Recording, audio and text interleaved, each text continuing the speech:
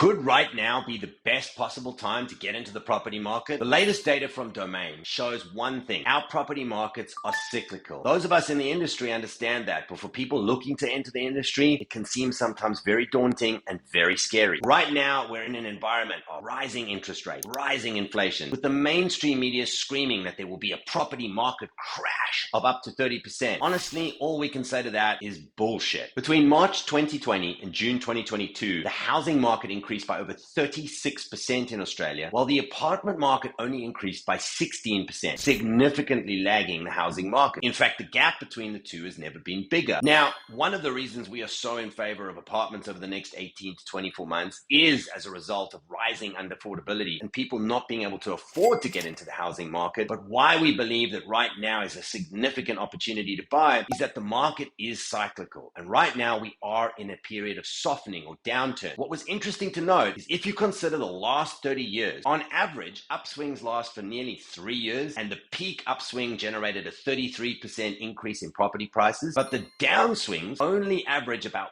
3/4 of a year, and the most that the property market has ever decreased in Sydney is 8%.